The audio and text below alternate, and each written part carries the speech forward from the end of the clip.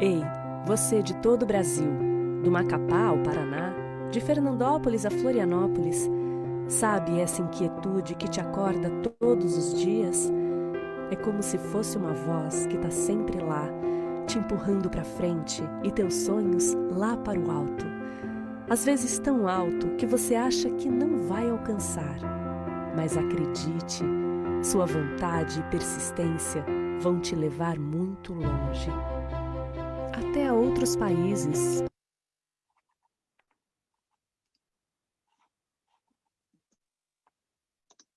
Ei, ir o futuro. É preciso ser muito corajoso para sair da zona de conforto.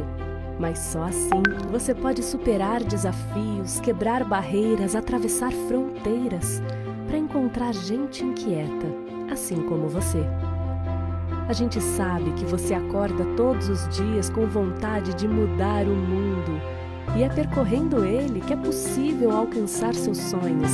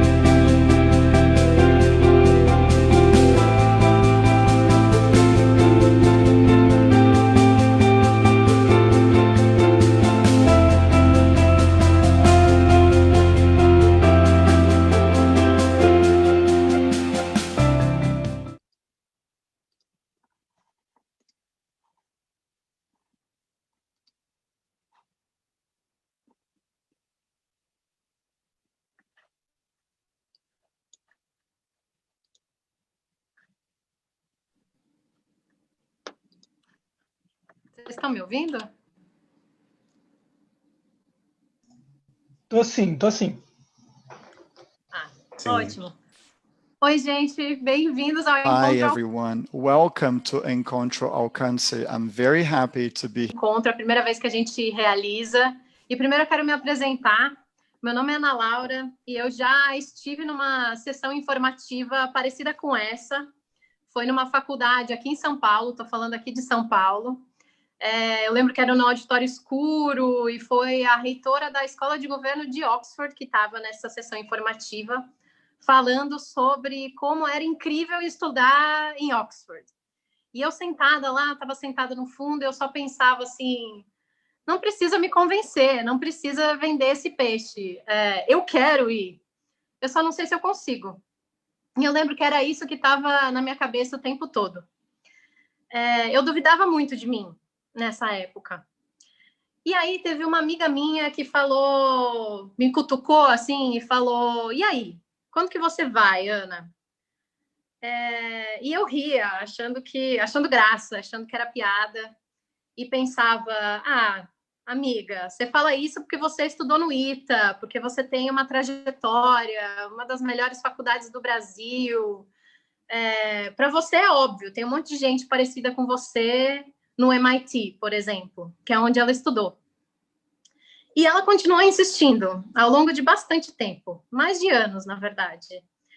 E eu lembro de um dia que eu estava na casa dela e ela me deu uma camiseta dela, do MIT. Ela já tinha se formado, me deu essa camiseta, me obrigou a vestir e a gente tirou uma selfie juntas com aquela camiseta. Ela realmente nunca duvidou. Quem duvidava era eu.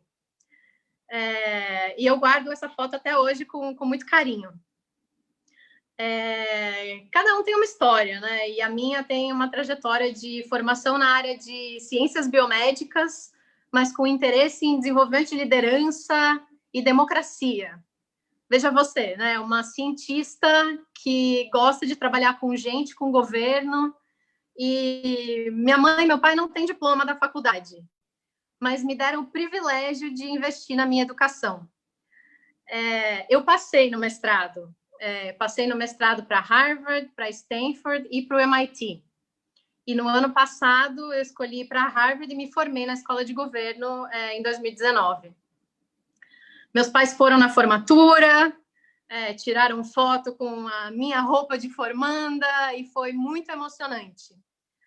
E agora, desde que eu voltei, usando todo o conhecimento, toda a formação, todo o privilégio de estar numa universidade como essa, eu trabalho na Fundação Lema.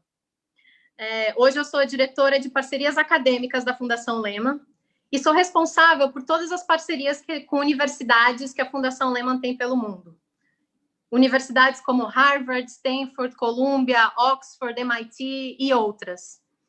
A primeira coisa que eu pensei quando eu voltei foi: essas universidades precisam de mais brasileiros.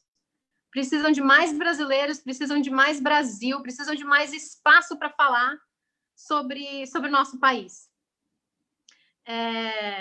E mais do que mais brasileiros mais parecidos com o Brasil, mais diversos, com mais a cara do nosso país de verdade.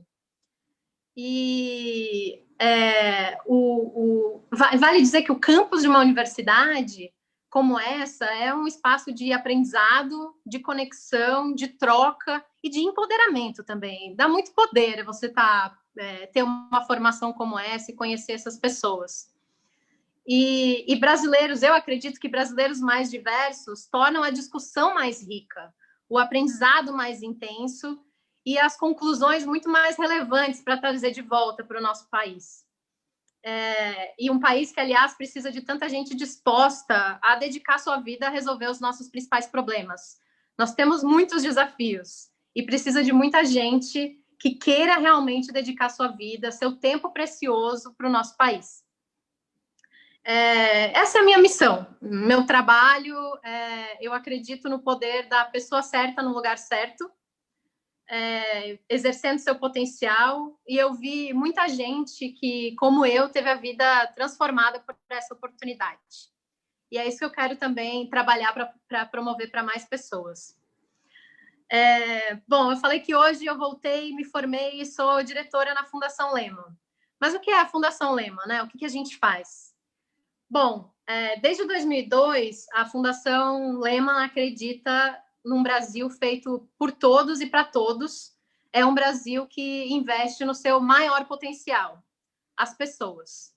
E realmente eu vejo isso muito consistentemente ao longo do tempo, que investir em gente é uma crença profunda e está muito, não só na teoria, mas também na prática de tudo que a Fundação Lehman faz. E a Fundação Lehman atua em dois grandes pilares, um de educação e outro de liderança. Então, nós trabalhamos para melhorar a qualidade da educação pública brasileira para milhões de alunos no Brasil e também apoiar o desenvolvimento de liderança para resolver os principais desafios que o nosso país ainda enfrenta. E nesse pilar de liderança, já que é o assunto principal aqui do nosso encontro Alcance, a gente tem mais de 600 pessoas conectadas na rede de líderes da Fundação Lema. Gente que pensa muito diferente, que atua profissionalmente de maneiras muito diferentes, mas que tem em comum a vontade e a crença de contribuir com o Brasil, de fazer nosso país avançar nas diferentes áreas onde eles atuam. Então, a gente não acredita que tem um jeito certo de fazer, mas com essa troca, com gente que pensa diferente, que está disposta a dialogar e trabalhar junto, é que as soluções aparecem. E uma das maneiras de apoiar a liderança é por meio de bolsas para estudar fora. E principalmente em alguns dos melhores centros de excelência espalhados pelo mundo. E ao longo de 18 anos, já são mais de 500 pessoas, 500 brasileiros que receberam bolsas nossas. E o que a gente quer ver é cada vez mais brasileiros mais comprometidos e mais diversos, entrando e se formando nesses centros de excelência globais, tendo essa oportunidade e exercendo todo o seu potencial para trazer de volta para o nosso país. E sim, a gente sabe que tem muitas barreiras que hoje impedem que exista mais brasileiros nessas universidades. As principais são financiamento, ter grana para bancar os estudos, e conhecimento, saber como funciona, saber quais são as oportunidades que existem, saber como funciona o processo de seleção, acreditar que é possível, acreditar que é para mim. E dentro dessas duas barreiras, a Fundação Lehman, na questão de financiamento, tem hoje o maior programa de bolsas para brasileiros nessas universidades.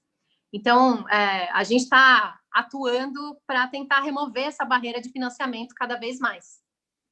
E aqui estamos no Encontro Alcance para tentar também remover cada vez mais essa barreira de conhecimento, de saber como funciona, de conhecer quais são essas oportunidades e trazer mais para perto as pessoas que estão e que estiveram nesses centros de excelência globais. Então, esse é o objetivo do nosso encontro de hoje. Alcance. E por que alcance, né? Alcance é verbo e substantivo ao mesmo tempo. Ele dá a ideia que você alcance seus sonhos, a ideia é te inspirar e te estimular a ir atrás e mostrar que é possível.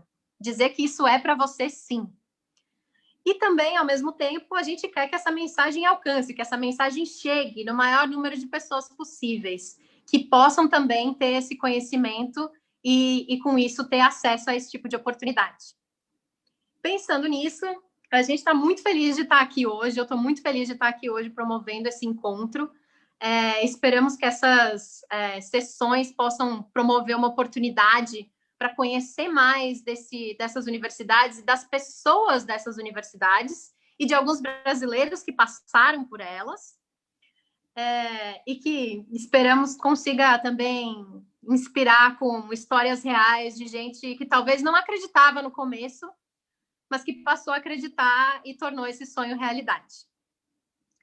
E eu quero aproveitar para agradecer alguns parceiros importantes que nos ajudaram a colocar esse encontro de pé, então, principalmente a Fundação Estudar e a Education USA, que foram cruciais, parceiros cruciais nesse evento, e também República.org, Fundação Brava, Ensina Brasil, Empodera, CLP, Vetor Brasil, Daqui para Fora, o Columbia Global Center do Rio de Janeiro, o MIST Brasil do MIT, a Graded, Baobá, RAPS e várias pessoas que nos ajudaram, nos apoiaram na divulgação desse encontro por meio dos seus contatos pessoais e das suas redes. Sem vocês, esse encontro não seria possível, então muito obrigada em nome da Fundação Lehman.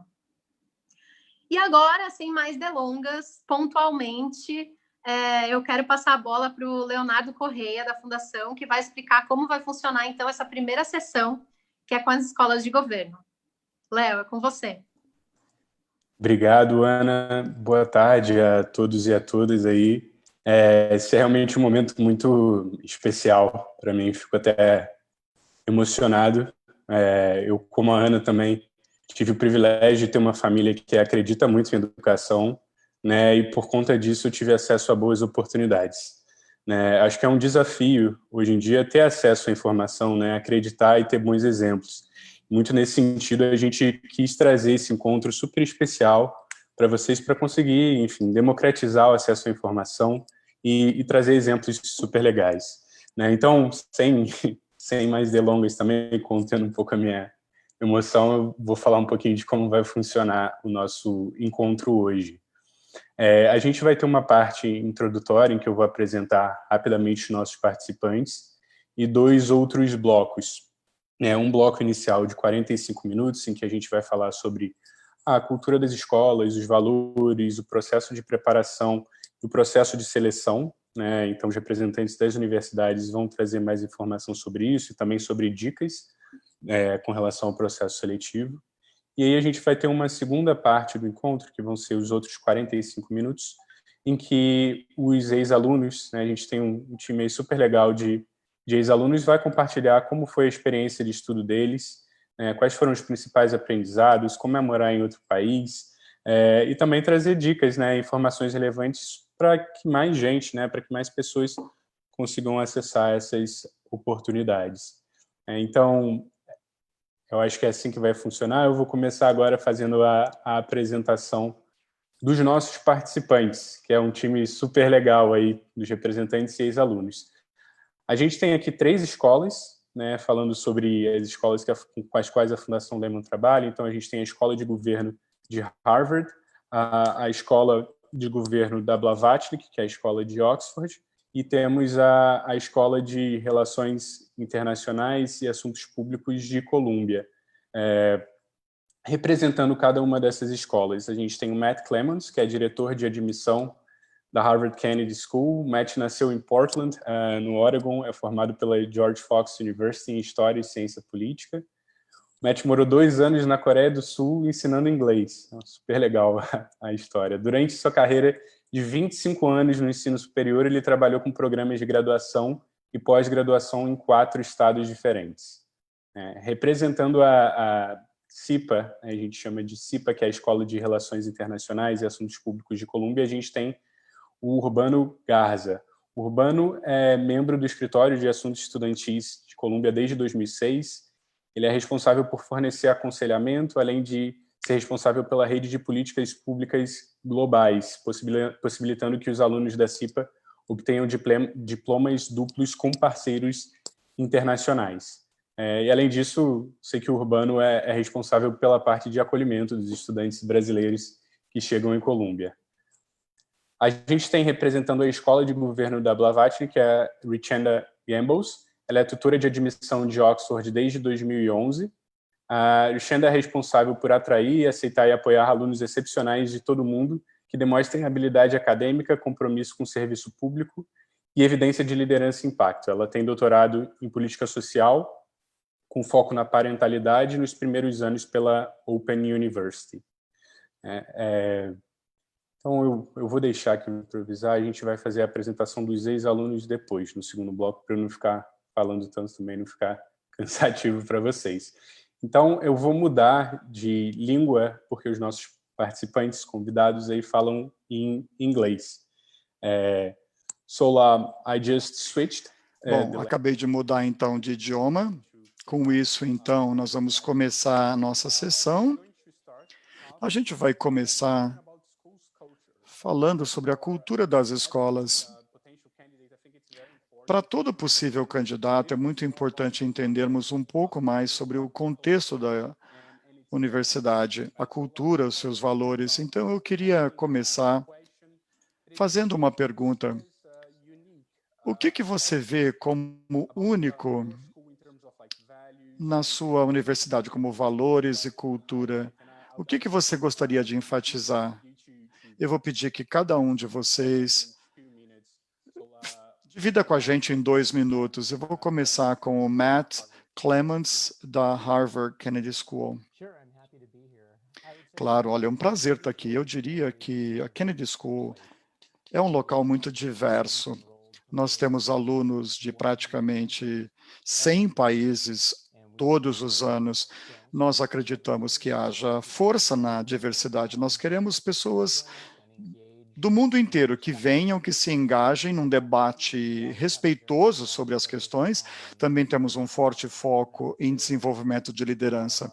Eu diria que muitos dos nossos ex-alunos falam de habilidades relacionadas à liderança, negociação e gestão, como sendo as coisas que os ajudaram no desenvolvimento de sua carreira todos os dias, ferramentas muito úteis para eles. E nós temos 4 programas de diplomas. Nós fazemos um esforço para que os alunos de vários programas interajam uns com os outros. Então, embora nós tenhamos pessoas que vêm de momentos diferentes da sua vida, eles têm a oportunidade de aprender uns com os outros e também de trocar ideias, de fazer os mesmos cursos, independentemente do diploma. A diversidade não só do nosso corpo discente, docente e dos cursos que nós oferecemos. Fantástico, Matt. Ter essa diversidade entre alunos permite que os próprios brasileiros também façam essa troca cultural e aprendam mais com as pessoas do mundo todo e consigam chegar a soluções para problemas complexos com base nessa diversidade. É fantástico. Richenda, você poderia falar sobre o que é exclusivo, o que é único da escola Blavatnik? Queria começar dizendo que é um grande prazer estar aqui, tendo essa oportunidade de falar sobre a nossa escola de governo, chama Blavatnik, da Universidade de Oxford. Nós somos uma faculdade relativamente nova lá. A escola de governo Foi fundada há 10 anos e agora tentamos admitir o 10º ano aqui de alunos. Então, são uma década, então, de história. Uma das coisas que achamos que é único na nossa escola, como o MET, contudo, é justamente a natureza global do nosso grupo. Então, as classes, como outras escolas de política pública, incluem alunos do mundo inteiro. E a cada ano, eu diria que mais de 90% dos nossos alunos vêm de países que não o Reino Unido. Este ano, bom, cada ano são cerca de 120 alunos que vêm de mais de 50 países em geral. Nós acreditamos que uma representação global de alunos é uma das coisas mais importantes que a gente pode ter para ouvir e entender os desafios que as pessoas enfrentam de diferentes lugares do mundo e ver como a gente pode trabalhar em conjunto e aprender uns com os outros a respeito das melhores maneiras de avançar. Eu acho que uma coisa também que é muito única na nossa escola de governo é uma cultura que já vem desde o diretor, e essa entendimento da importância de saber ouvir as pessoas e refletir e enganjar com o que as pessoas estão falando e sempre questionar os seus pontos de vista e opiniões. Então, ter essa humildade na liderança é importante. E o compromisso de se fazer o mundo um lugar melhor. Eu acho que é isso que nós queremos nutrir, algo muito especial na nossa comunidade. Mas nós somos uma escola pequena também. Nós temos um mestrado, que é o nosso mestrado de políticas públicas. E, como eu falei, são 120 alunos e que desenvolvem um propósito. Então, é um grupo que fica muito próximo e a comunidade que você forma quando está aqui é uma comunidade que você vai ter pela vida toda. Todos os alunos que saem daqui falam isso, que uma das coisas mais poderosas e fantásticas que elas levam do tempo aqui conosco, além do aprendizado formal, algo muito maior, a oportunidade de se conectar e formar uma comunidade com outras pessoas que querem, de fato, fazer uma diferença no mundo. Fantástico. 120 pessoas de mais de 50 países. De fato, representa uma grande diversidade global. Urbano. Então, agora eu quero perguntar para você, da Escola de Assuntos Internacionais e Públicos, e o que é único na sua perspectiva, na sua escola, que a gente chama de CIPA?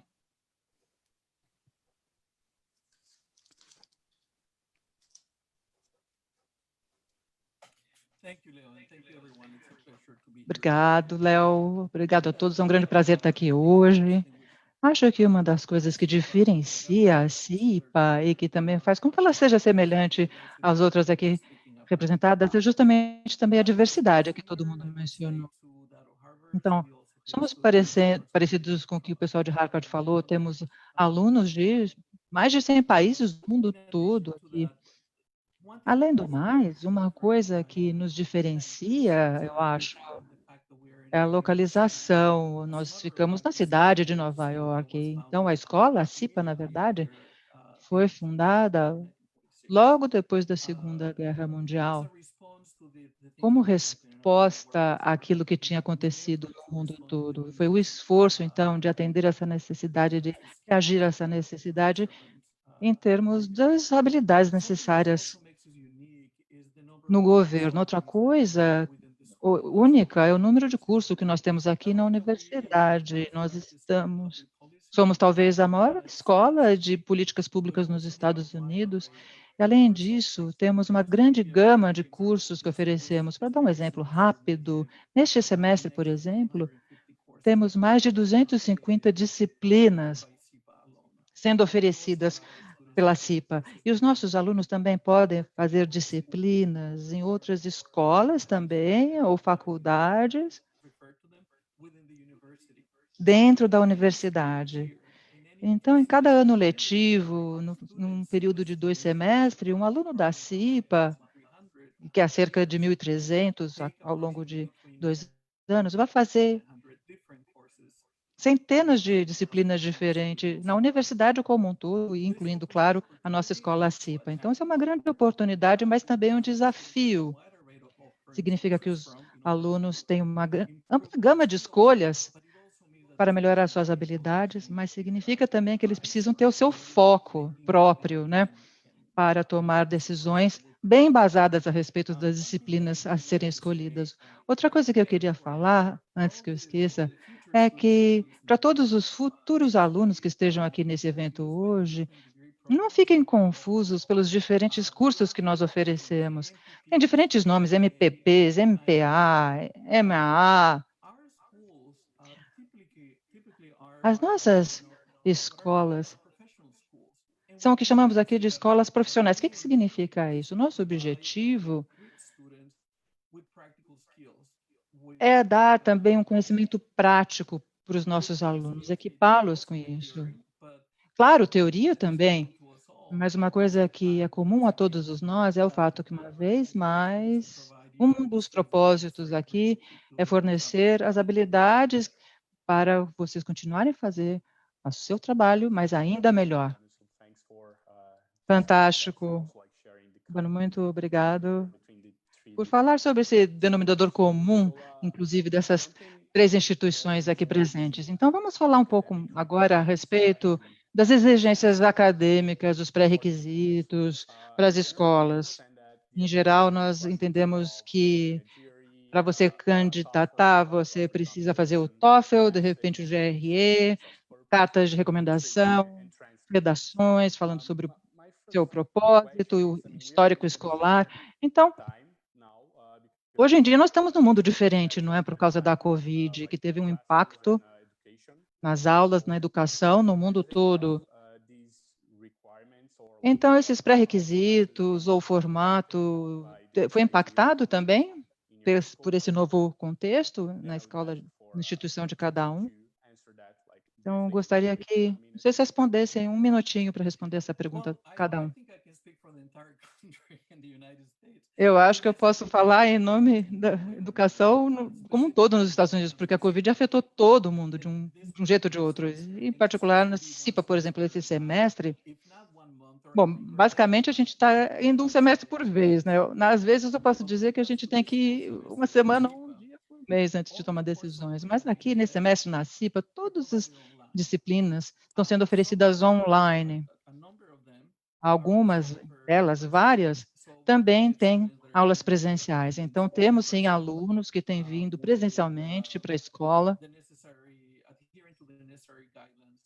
com todas as precauções de segurança, claro, definidas pelo Centro para Controle de Doenças, o CDC, mas também pela Prefeitura e pelo governo de Nova York. Então, em função disso, nós temos algumas limitações, mas nós estamos nos esforçando e acho que estamos conseguindo oferecer o melhor para os nossos alunos, ainda assim. Acredito nisso. Obrigado. Obrigado, Urbano. Tem uma pergunta sobre, então, os pré-requisitos acadêmicos para os candidatos. Então, eu queria pedir para a Richenda que respondesse. O que você procura num candidato do ponto de vista acadêmico em geral? E quais seriam as evidências, as comprovações que você avalia para o processo?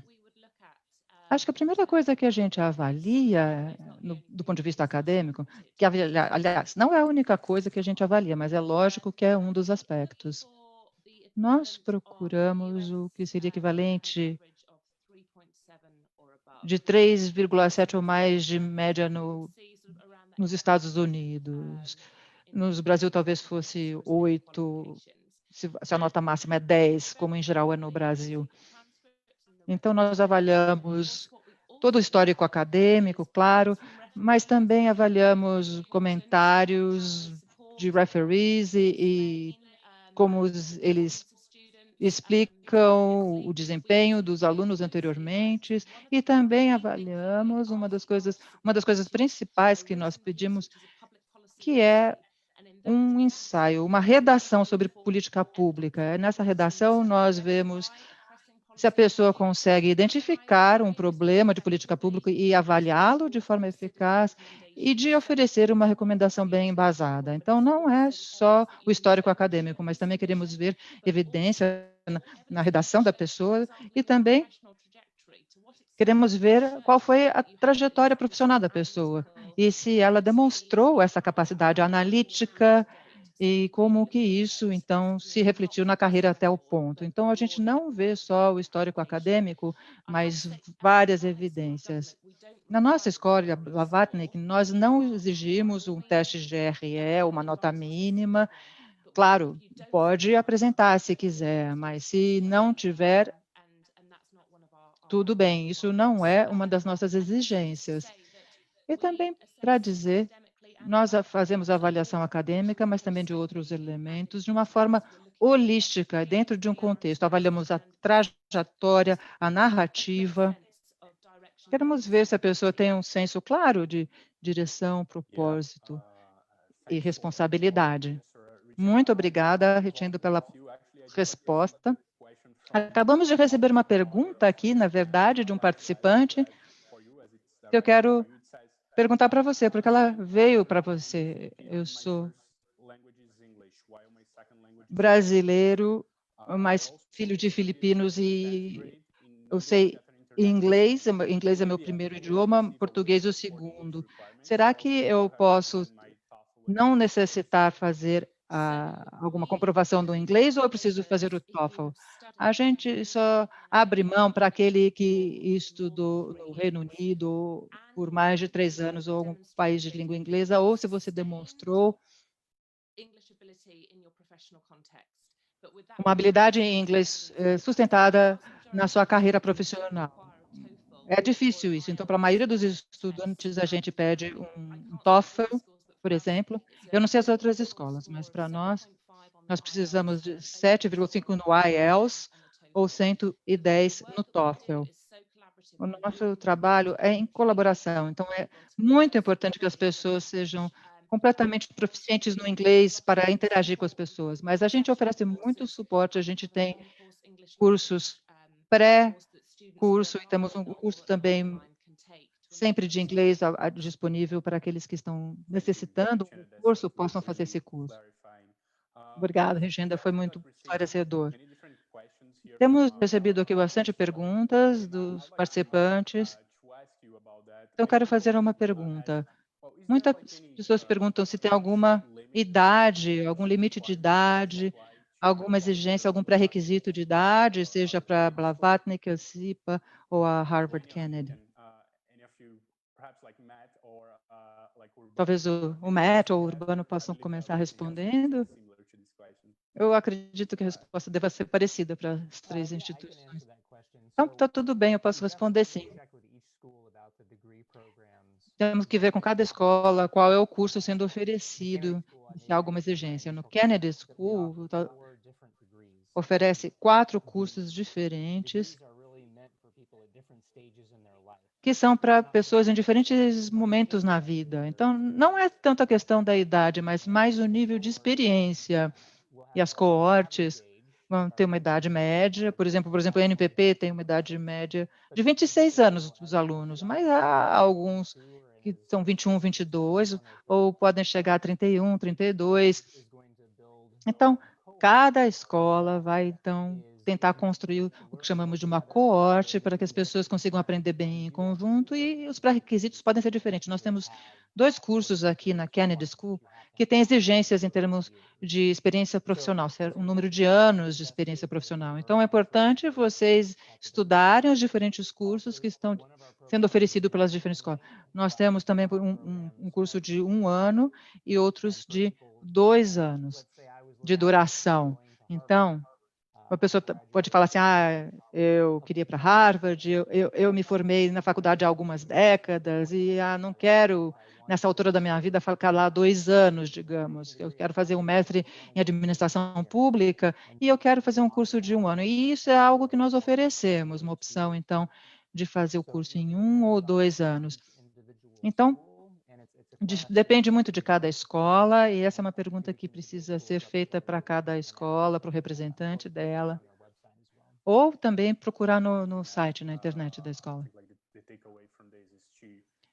Ou seja, basicamente a mensagem é que é importante pesquisar os diferentes cursos e ver qual é o perfil médio, por assim dizer, e ver se aquele curso faz sentido ou não para cada um. Foi útil. Com base no que você falou a respeito da cultura da escola, que você falou antes, eu sei que é uma característica comum entre as diferentes instituições, a questão da liderança, habilidades de liderança, e todos aqui falaram ou falam de liderança e tem liderança mencionada no site. Então, Urbano, uma pergunta, o que significa ter habilidade de liderança para a sua instituição? Como é que você demonstra a liderança? Como vocês avaliam? Às vezes é demonstrada de forma implícita, em termos do tipo do cargo ou posição que você já teve na sua carreira, ou tem. Às vezes, para os candidatos que estão em outra categoria, essa liderança pode ser demonstrada, às vezes, com alguma narrativa, com um currículo. Você fala, como você se engaja, por exemplo, em associações de alunos, de que forma você se envolveu em estágios em que você não estava lá só fazendo cópia de documento, mas sim que você se engajou de alguma forma. Então, nós avaliamos também isso em função do projeto que as pessoas já trabalharam, seja na graduação, ou, o que é mais importante, profissionalmente. Isso não quer dizer que uma pessoa que não tenha tido a oportunidade de se engajar em oportunidades de liderança e agora está numa posição que quer melhorar esses atributos, não possa participar, que não possa se candidatar. Mas, em geral, quando falamos com alunos e lemos as candidaturas, é isso que nós avaliamos. É assim que nós vemos a liderança sendo demonstrada, seja no currículo, explicando, por exemplo, o seu cargo, porque, às vezes, a descrição do cargo não é o seu. É importante saber o que tipo de projeto a pessoa trabalhou, que tipo de responsabilidade teve, e também nas letras de recomendação que são necessárias aqui. Muitas vezes essas cartas de recomendação são muito esclarecedoras a respeito do potencial de liderança da pessoa. Essas, então, são os aspectos mais importantes. Obrigado. Obrigado, Urbano. Isso mostra que os candidatos podem usar estratégias para demonstrar isso. Então, por exemplo, a carta de recomendação, o currículo e o conteúdo, não é? Como você interpreta liderança. Então, uma pergunta que recebemos aqui dos participantes é o seguinte: nós sabemos que as escolas exigem notas bastante altas no seu bacharelado, mas a pergunta que seria se é possível para um candidato ser aprovado, mesmo que tenha notas abaixo da média exigida do GPA, por exemplo. Eu sei que você mencionou, todos mencionaram, que fazem a avaliação de forma holística. Então, se alguém quiser compartilhar um pouco, como um candidato que tenha notas abaixo da média no GPA, por exemplo, se pode se candidatar para alguma das suas instituições. Olha, para HKS, quanto menos experiência alguém tiver, mais importante seriam os resultados acadêmicos. Quanto mais experiência, menos foco na parte acadêmica. Então, se alguém está se candidatando a um programa com 40 anos de idade e já trabalha há 20 anos, ou seja, o desempenho acadêmico vai ser menos importante do que o desempenho profissional, ao passo que se você está se candidatando com 22 ou 23 anos de idade, não tem experiência profissional, a gente vai se concentrar mais no desempenho acadêmico, porque a pessoa não tem ainda uma experiência profissional para mostrar o potencial da mesma maneira. Uma coisa que as notas de teste dão para os candidatos fazerem é compensar um déficit. Se alguém não se deu tão bem assim no seu bacharelado ou tiver um bom resultado no GRE, existe uma compensação porque são momentos de pressão. Isso vai simular o que vai acontecer numa sala de aula. Essa palavra holística é boa, porque a gente vai avaliar todos os componentes. Eu diria que quanto mais dificuldade alguém teve nos estudos, mais evidência a gente vai buscar de que aquela pessoa realmente consegue ter sucesso. Então, as cartas de recomendação, notas de prova, currículo. Nós queremos dar para a pessoa um incentivo de se concentrar nessas partes e, se alguém não tem muito orgulho das suas notas, nunca é tarde você fazer cursos adicionais depois de se formar. Então, tem algumas pessoas que perguntam, olha, não me dei muito bem, o que eu posso fazer? Você pode ter uma boa nota no teste, ou você pode fazer cursos adicionais e avalie a nota, não simplesmente passou ou não passou. Para você poder avaliar o nível do seu trabalho na sala de aula. Obrigado, Matt.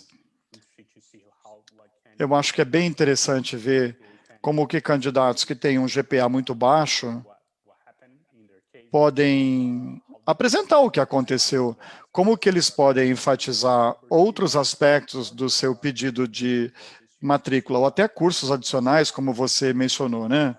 Para ter cursos com uma nota maior, para ter um pedido de matrícula mais atraente.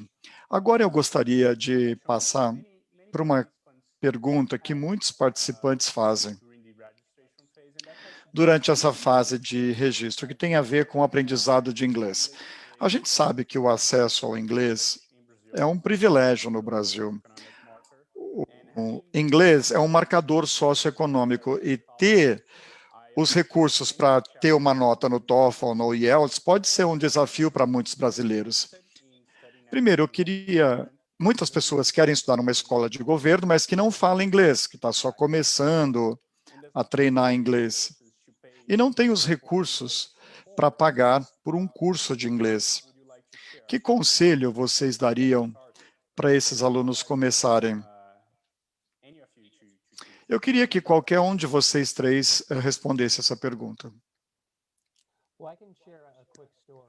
Eu posso dividir uma historinha rápida, depois eu passo a palavra para os outros. Recentemente, eu estava viajando e eu conheci uma amiga de uma amiga, cujo idioma materno era chinês, o segundo idioma era inglês.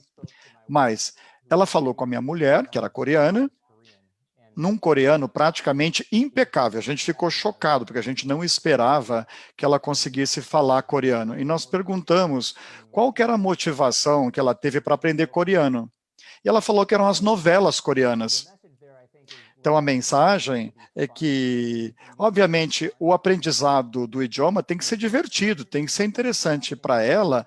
Ela começou a assistir novela coreana. Não foi suficiente ver a tradução, ela teve a motivação de aprender coreano, assistindo novela coreana. Ela comprou livros, ela foi autodidata, fez amigos coreanos, assistiu televisão coreana, filmes coreanos. Eu fiquei de boca aberta. Eu entendo um pouquinho de coreano, obviamente a minha mulher é coreana, ela ficou de boca aberta, porque o coreano da amiga dela era impecável e toda a motivação foi assistir novela. E basicamente ela foi autodidata. A motivação tem que vir de dentro. Se você encontrar uma maneira de fazer isso divertido, muitas vezes você consegue progredir mais do que se você só pensar, eu tenho que aprender inglês para fazer uma faculdade, eu tenho que aprender inglês porque é uma coisa que vai tornar a minha vida mais gratificante, vai me dar a possibilidade de viajar ou de me permitir fazer amigos. Eu acho que isso é importante. Eu concordo totalmente com o Matt. Eu não recomendo novela americana, tá bom? São péssimas. Mas veja o inglês como investimento. Muitas vezes, quando eu falo com possíveis candidatos, eles falam, mas eu já estou com 24 anos. Eu falo, Deus do céu. Pensa, quantos anos você vai ter quando você concluir o seu curso? Provavelmente você vai ter mais de 35 anos e vai ter a tua vida inteira. Então não vale a pena você investir em 1, 2 ou 3 anos.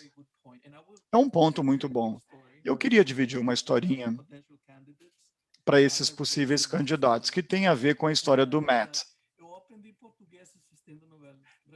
Eu aprendi português assistindo novelas brasileiras. Uma dica muito boa.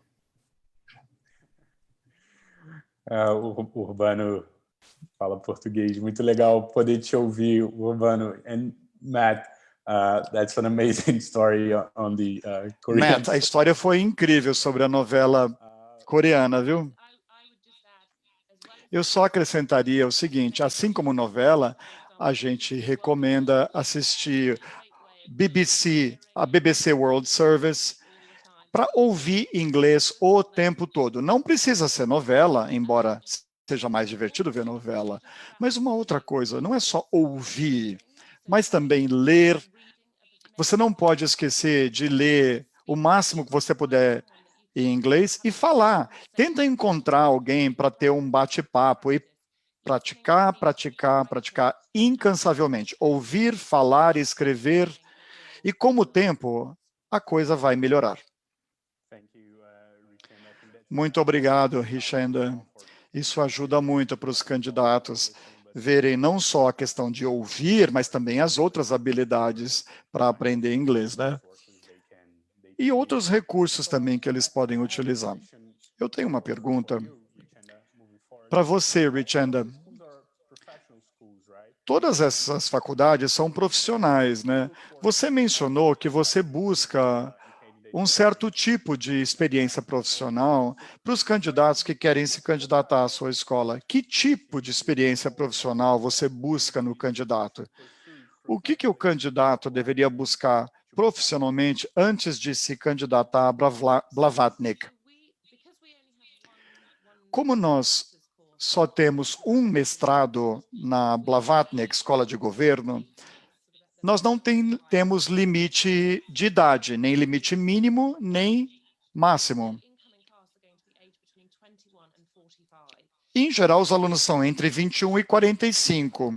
E aí, nós temos toda uma gama de níveis profissionais de experiência. Os nossos alunos são muito diversos, não só em termos dos países de onde eles vêm, mas das profissões que eles têm praticado. E também quanto tempo eles já trabalham. Tem funcionário público, político, jornalista, advogado, defensores de direitos civis, engenheiros civis, gente da área médica, cientistas, ou seja, não existe uma profissão específica. O que nos une, na verdade, num espaço de tanta diversidade, o que quer que você faça, qualquer que seja a sua experiência, o que nós buscamos é que você possa mostrar naquilo que você faz um compromisso de fazer uma mudança positiva. Alguém que queira servir as comunidades. E também, isso fala com a questão da liderança, uma capacidade de fazer essa mudança acontecer. E pode ser uma coisa que uma pessoa de 21 anos possa demonstrar através de atividades na universidade, de atividade voluntária, ou através de uma experiência por um período mais curto, como um estágio, por exemplo. Tem pessoas que fizeram coisas fenomenais. Nós queremos ver motivação, ver que a pessoa esteja preparada para pensar em quais serão os próximos passos. Uma motivação é uma coisa que a gente considera, mas não existe uma experiência profissional específica que nós buscamos. Faz parte daquela avaliação holística que nós buscamos, pensando no que essa pessoa possa agregar ao coletivo. Obrigado, Richenda. Isso ajuda bastante. Eu sei que não existe uma profissão específica e tem candidatos de formações bem diversas. O ponto em comum que vocês têm é a questão de evidência de liderança, ou seja, que tipo de impacto essas pessoas tiveram na sua carreira. Isso foi bastante elucidativo. Vamos falar agora sobre um outro tema que interessa muitos dos nossos participantes, das pessoas que estão nos assistindo aqui. Às vezes, é difícil ter os recursos financeiros para estudar no exterior. Ter esse dinheiro é um privilégio. Nem todos têm as condições financeiras para buscar uma oportunidade de estudar nessas faculdades e universidades. Mas a Fundação Lehman oferece bolsas em cada uma dessas universidades para tentar eliminar essas barreiras. Vocês poderiam comentar um pouquinho sobre quais são as opções de financiamento disponíveis no seu programa? O que esse financiamento cobre? Eu posso começar. Claro que cada faculdade é um pouco diferente. A primeira coisa que eu diria é que não deixe o custo te assustar. Eu sei que é fácil falar isso, né?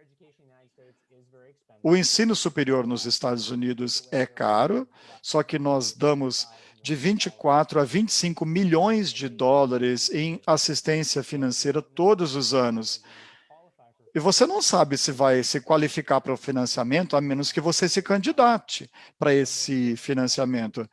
Os nossos fellowships mais generosos cobrem não apenas o ensino, mas também moradia. 55%, mais ou menos, um pouquinho mais da metade dos alunos da Kennedy School recebe algum tipo de financiamento. Um pouquinho acima da maioria. A gente não consegue financiar todo mundo, mas você nunca vai saber se você não tentar. Então, a minha sugestão é não deixar o custo te assustar. Mas você tem que preencher todos os formulários necessários, que você atenda os prazos necessários para esse financiamento. Isso te coloca na melhor posição possível para ver se a faculdade vai poder disponibilizar financiamento para você. Eu posso acrescentar da Blavatnik. Nós trabalhamos duro, como o Matt falou, na Harvard Kennedy School, para que o aspecto financeiro não seja uma barreira. Nós adoraríamos oferecer bolsa para todas as pessoas que forem estudar com a gente. A gente ainda não está nessa posição, é uma aspiração, mas atualmente, a cada ano, nós temos mais ou menos 65 a 70 alunos que são totalmente financiados e mais de 10 a 15% em bolsas parciais. Esse ano, atualmente, nós não estamos lá ainda, porque os nossos alunos não começaram. Eles só vão começar daqui 2 semanas. Então, por enquanto, mais de 60% dos alunos têm uma bolsa integral e mais uns 15% têm uma bolsa parcial. Uma bolsa integral são as aulas e também uma contribuição de moradia. E a bolsa parcial é uma contribuição que pode variar entre 25% a 75% do valor da anuidade. Essas bolsas vêm de fundos externos. Muitos alunos recorrem a isso. Os parceiros, como a Fundação Lehman. Então, é assim que nós gerenciamos. E também a Universidade de Oxford tem vários recursos que tiveram muito sucesso. E a gente tenta alocar corretamente esses recursos. Tem pessoas incríveis que não poderiam estudar conosco sem uma bolsa. Pessoas da primeira geração. Algumas histórias são incríveis. E eu sugiro, inclusive, que vocês leiam alguns perfis no nosso site. Nós sabemos que o financiamento é uma barreira, a gente faz todo o possível para eliminar essa barreira. Para nós, na CIPA, não é diferente. Nós fazemos todos os esforços possíveis para dar bolsas para os alunos. O pacote mais generoso que nós oferecemos para os nossos alunos existe, obviamente, mas eu vou dizer o que eu estou fazendo para recrutar no Brasil, que é o seguinte. Um dos nossos parceiros mais importantes é a Fundação Lehman. Uma coisa a ser lembrada é quando nós falamos de ajuda financeira da CIPA para os alunos que vão fazer parte dos nossos alunos, existe um grupo de alunos muito grandes. Com relação aos fundos da Lehman, essa cota é bem reduzida, porque, embora isso seja exclusivo para o Brasil, mas para honrar esses recursos, são só os brasileiros que se classificam. Então, esse pool é reduzido. A segunda coisa que eu mencionaria é que não é segredo o que é necessário para obter essas bolsas. Não é que isso fique numa caixa preta. Eu teria um enorme prazer em dividir com qualquer pessoa quais são esses requisitos. Eu sempre digo o que nós buscamos, o que torna um candidato ideal para receber essas bolsas. Às vezes, para os alunos que recebem bolsa parcial, que não têm a bolsa integral, o valor que o aluno tem que pagar para pagar a CIPA vai acabar sendo parecido ou muito parecido ao tipo de mensalidade ou anuidade que você pagaria para uma das melhores universidades no Brasil. Só que você vai estar na cidade de Nova York. Obrigado, Urbano.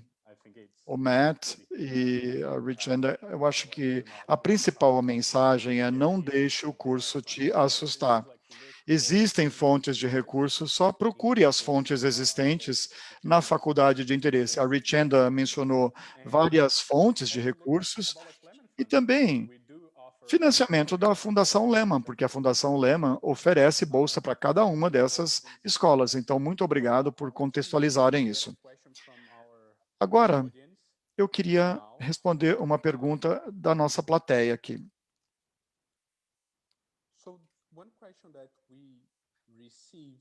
Uma pergunta que nós recebemos é o GRE. O GRE é um teste padronizado exigido para cada uma dessas 3 faculdades. Eu queria perguntar para vocês se vocês poderiam falar um pouquinho mais sobre qual que é a importância do GRE no pedido de inscrição. Se você puder dar alguma dica, algum conselho para os candidatos para se prepararem para esse exame. Eu vou pedir que o Matt comece respondendo. Primeiro, Bom, primeiro, a Richenda mencionou que a Oxford não exige esse exame, por exemplo. Então, tem que verificar com cada instituição para ver qual é a exigência.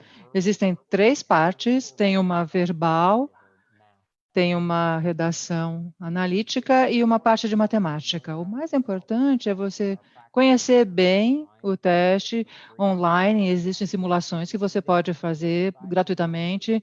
Não fique intimidado pelo teste, não é isso a única coisa que a gente avalia, é só um elemento do nosso processo holístico, e tem 2 partes, a parte de redação analítica e a verbal. Nós sabemos, estamos cientes de que se a pessoa não fala inglês como seu primeiro idioma, talvez não tenha o mesmo desempenho que alguém como eu, que cresceu nos Estados Unidos falando inglês como seu idioma nativo. E também terá a meta do TOEFL ou IELTS para complementar. Com relação à parte de matemática, matemática é matemática, não é em qualquer lugar do mundo. Então, minha sugestão é se familiarize com a prova, faça simulados, invista tempo para se preparar, mas lembra que não é o único fator que decide se você entra ou não essa nota, é um elemento que nós avaliamos aqui no processo.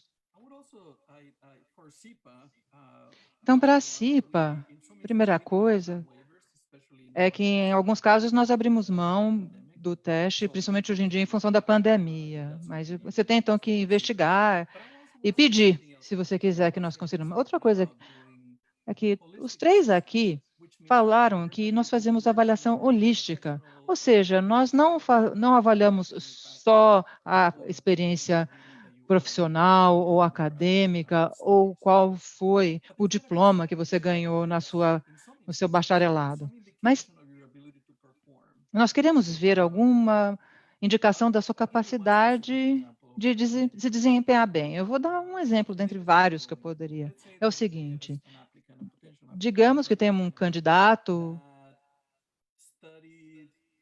que estudou direito, não nos Estados Unidos, porque aqui é pós-graduação, mas na maioria dos países é um bacharelado. Então, essa pessoa, então, se formou há 6 anos e saiu da escola há 3 anos. E essa pessoa, então, estudou matemática há mais de 10 anos. E depois trabalhou para a ONG, tem um perfil incrível, super motivado, tem habilidade de liderança. E eu quero esse aluno aqui. Contudo, como saber se essa pessoa vai ter o que é necessário para se desempenhar bem nas disciplinas obrigatórias aqui? Então, nós entendemos o viés cultural que existe dentro desse tipo de exame, etc. Ainda assim, eles são uma indicação e você pode usá-lo para aproveitar isso. Eu conheço um pouco o sistema educacional no Brasil, já trabalho com o Brasil há muitos anos. Eu diria que a maioria dos brasileiros com quem eu interajo são muito fortes na parte quantitativa. E também para aqueles que nunca ouviram falar do GRE antes desse webinário, exame que basicamente avalia o que seria matemática de colegial no Brasil. Então, você tem que lembrar que você pode fazer muitos simulados online, mas você tem que investir o tempo. E esse é um momento ótimo para estudar matemática, não é para esses testes. Mas a gente pode abrir mão, mas será que a pessoa se beneficiaria, por exemplo, no exemplo que eu falei? Eu, por exemplo, eu avalio os candidatos e às vezes não é bom abrir mão do teste, porque como é que eu vou saber se a pessoa vai se desempenhar bem? Não é? Eu não vou ter nenhum indicativo. A última vez que a pessoa teve uma aula de matemática no ensino médio foi há 10 anos, então precisamos de um indicativo. Bom, a nossa escola não exige o GRE, então o MET e o Urbano já explicaram os motivos pelos quais, na verdade, nós não exigimos o GRE, nós estamos muito cientes do viés cultural que está inserido nesse tipo de exame. E nós não queremos que os candidatos, de forma alguma,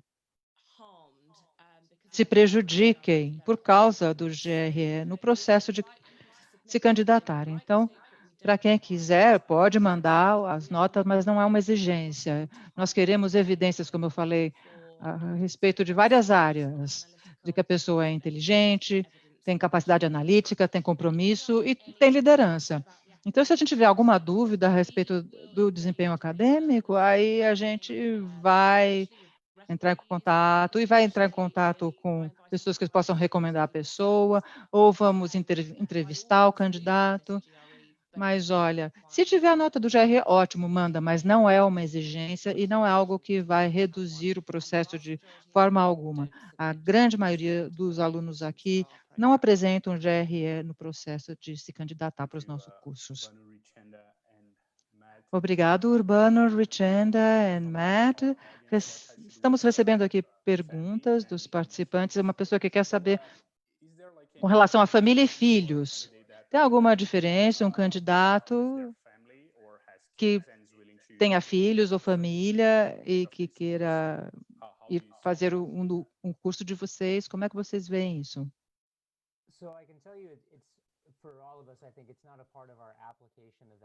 Bom, isso não é parte do processo de avaliação do candidato. A gente não pergunta, né, se a pessoa tem família, filhos, etc. Tem pessoas que vão mencionar isso,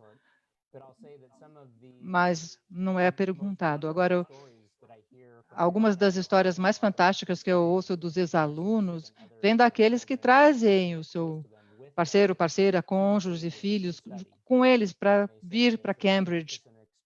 E muitos dizem que a experiência é fantástica.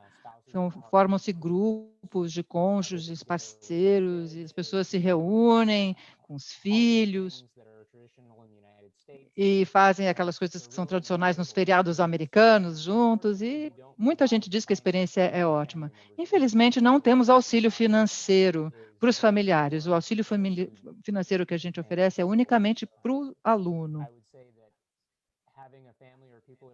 Você ter familiares, pessoas próximas é ótimo, mas não desempenha papel nenhum no processo de admissão, mas nós incentivamos muito quem quiser trazer família junto.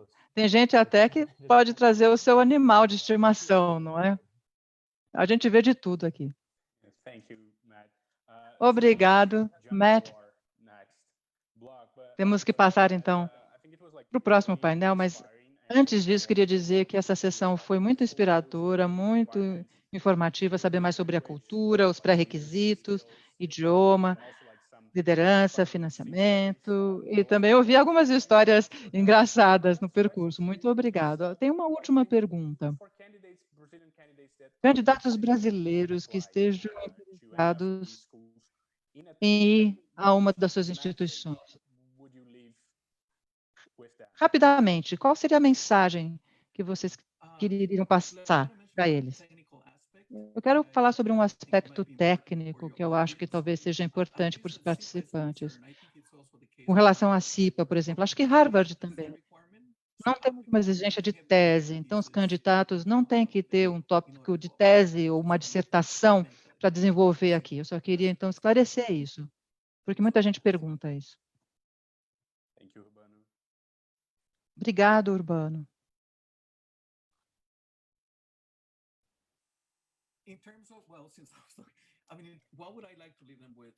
Então, minha mensagem final. É possível vir estudar aqui. Rishenda, Matt, eu poderíamos aqui conversar por horas sobre o que é importante para um candidato, etc. Mas tudo começa com você. Cada um aqui que esteja participando e que, de fato, queira. Então, explore, estamos aqui. Posso garantir que a Rishenda terá a maior satisfação de responder suas perguntas, o Matt também, como eu. Teremos a maior satisfação de responder suas perguntas. E a gente trabalha nisso porque a gente ama o que a gente faz. Então, entre em contato. Teremos a maior satisfação de auxiliá-los no processo. Então, vá em frente.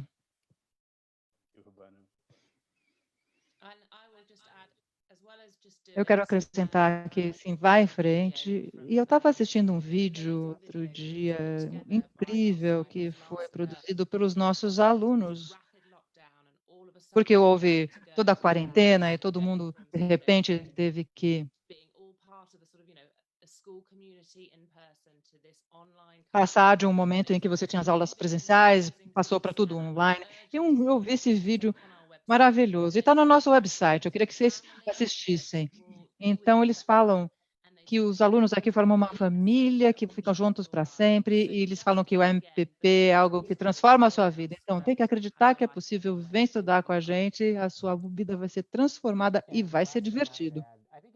Última coisa que eu quero acrescentar, que eu acho que é importante você construir uma equipe de pessoas que possa te ajudar quando você quer um objetivo e que te ajude, inclusive, a verbalizar o seu objetivo. Então, gente que se candidata em silêncio, acha que é uma coisa assim tão importante, não quer que ninguém saiba, porque tem medo que, se não for aprovada, acaba sendo frustrante.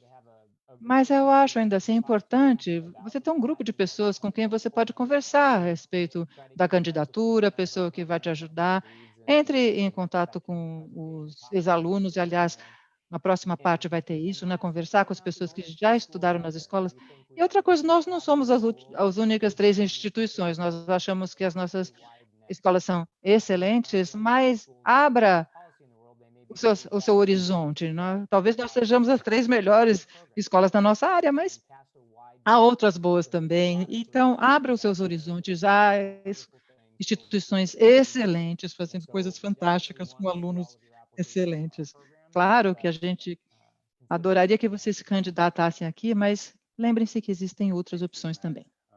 Obrigado, Matt. Foi muito inspirador. Então, para os participantes, eu queria mencionar que nos comentários nós vamos compartilhar os contatos do Matt, da Rishenda, de Urbano, para quem tiver alguma dúvida. Então, como eles falaram, entrem em contato. Então, nós vamos passar o e-mail deles para quem estiver interessado. Bom, dito isso, vamos passar para a próxima parte do evento, onde teremos os ex-alunos aqui, o Diogo, a Juliana e o Bruno. E eu vou voltar agora a falar em português.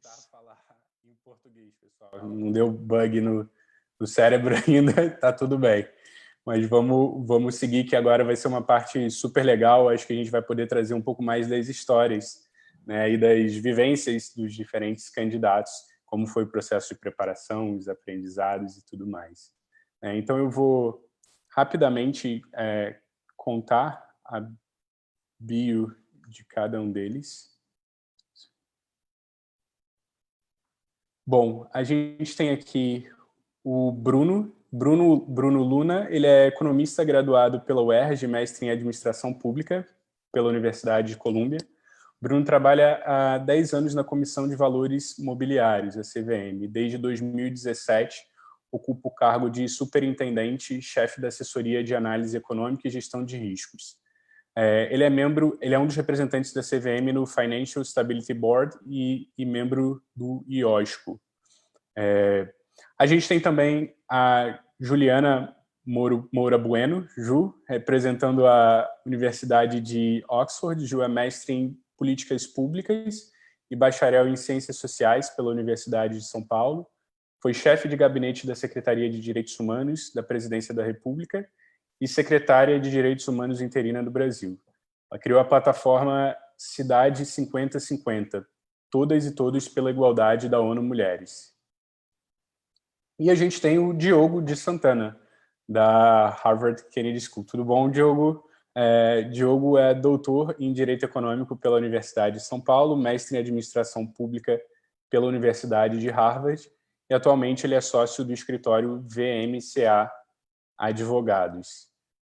Bom, vamos começar então falando um pouquinho sobre a história de vocês, né? Adoraria ouvir mais, assim, enfim, como é um resumo assim da história de vida de vocês e o que levou vocês a escolherem estudar em Harvard, na CIPA, né, Escola de Colômbia, ou a Blavatsky. Eu vou pedir talvez para o Diogo começar contando um pouquinho. A gente tem 10 minutos para essa parte. Se puder contar em 3 minutinhos, eu acho que vai ser legal.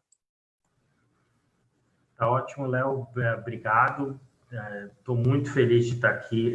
Esse evento é muito legal. Ouvir a Ana falar, o Matt falar, o Urbano, a Richenda. Na verdade, foi uma volta aqui no túnel do tempo. E muito obrigado pelo convite. Muito obrigado pelo convite mesmo.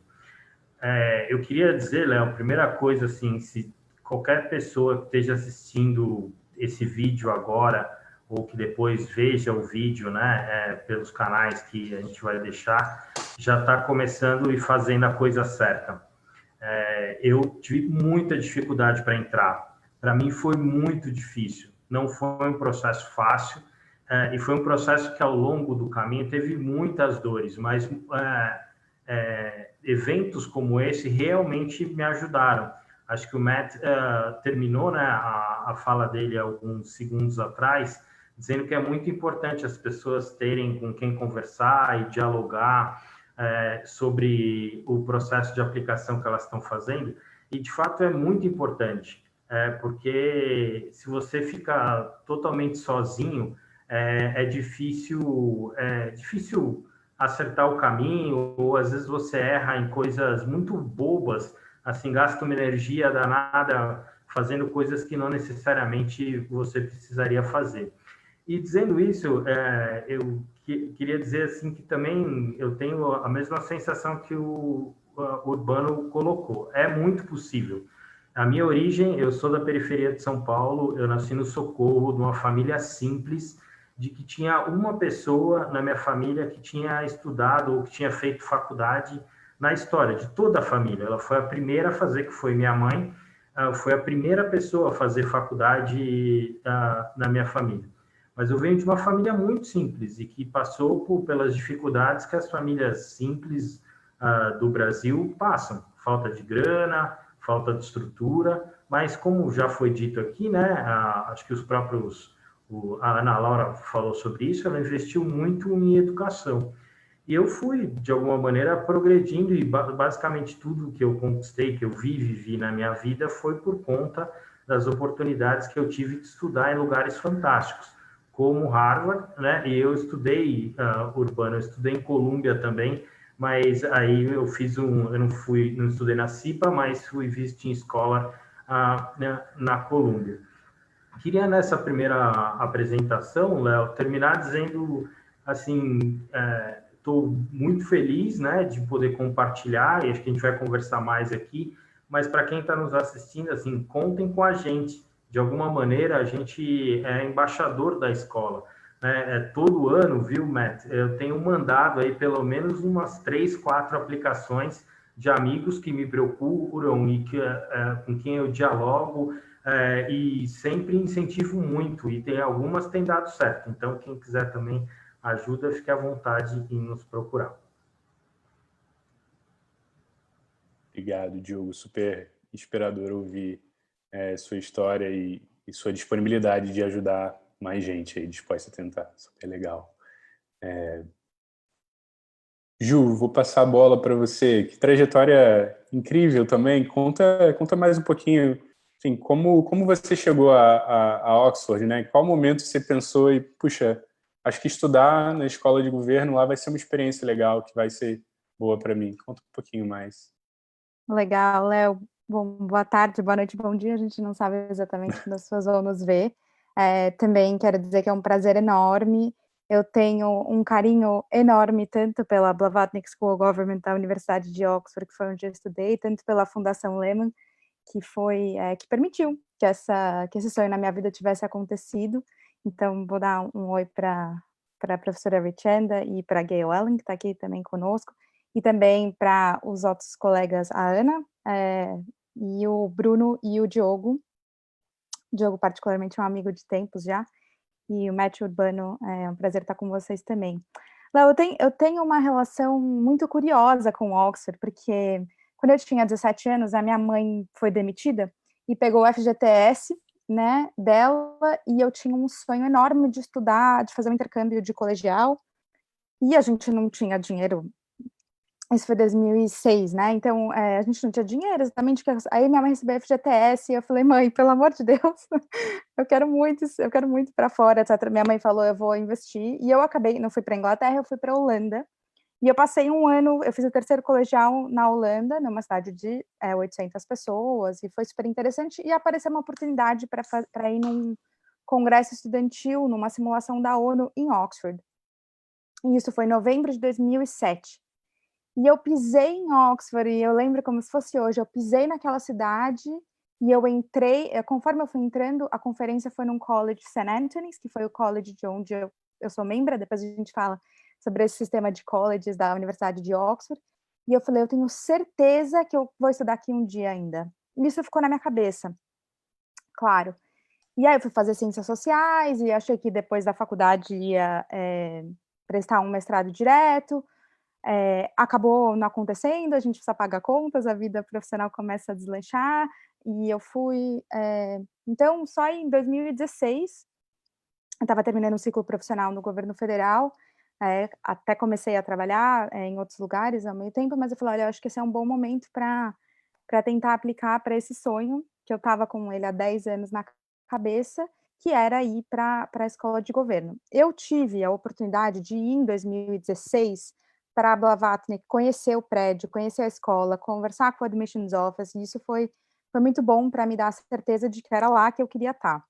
E eu contei com uma amiga que estava em Oxford à época e me abrigou na casa dela, para eu poder ficar lá em Oxford nesse tempo também.